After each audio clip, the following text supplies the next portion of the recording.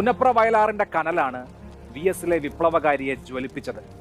കൊടിയ മർദ്ദനത്തിനൊടുവിൽ ചോര വാർന്ന് മരിച്ചു എന്ന് കരുതിയ പോലീസുകാർക്ക് ആ പോരാളിയുടെ നിശ്ചയദാർഢ്യത്തിന് മുന്നിൽ തെറ്റി. തീർന്നു എന്നുറപ്പിച്ചിടത്തു നിന്നുള്ള തിരിച്ചുവരവ് അച്യുതാനന്ദന്റെ ജീവിതത്തിൽ ഉടനീളം കാണാം.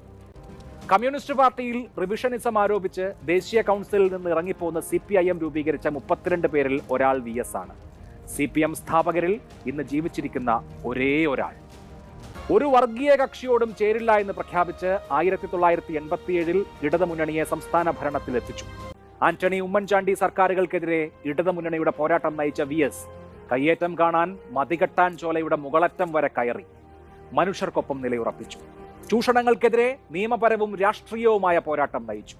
കള്ളന്മാരെയും പീഡകരെയും വി എസ് കയ്യാമം വെച്ച് നടത്തിക്കുമെന്ന് ജനങ്ങൾ ഉറച്ചു വിശ്വസിച്ചു. 2006 തെരഞ്ഞെടുപ്പിൽ വി എസിനെ മത്സരിപ്പിക്കേണ്ട എന്ന പാർട്ടി തീരുമാനത്തിന് പിന്നാലെ കാസർഗോഡ് മുതൽ തിരുവനന്തപുരം വരെ ജനം ഇറങ്ങി. കണ്ണേ കരളെ വി എസ് എ എന്നവർ ആർത്തു വിളിച്ചു. ജനങ്ങൾക്ക് മുൻപിൽ പാർട്ടി തോറ്റു. 88-ാം വയസ്സിൽ 3-ാം തവണ പ്രതിപക്ഷ നേതാവായ വി എസ് ആ 5 വർഷവും കുന്തമുനയായി. സോളാറും ബാർക്കോഴയുമെല്ലാം വി എസിന്റെ വാക്കുകളിൽ അഗ്നി പടർത്തി. ഭരണപക്ഷം തൊലിയുരിക്കപ്പെട്ടു. 100ന്റെ നിറവിലും വി എസ് കേരളത്തെ ഓർമ്മിപ്പിക്കുന്നത് പോരാട്ടത്തിന്റെ ഇന്നലകളെ കുറിച്ചാണ്.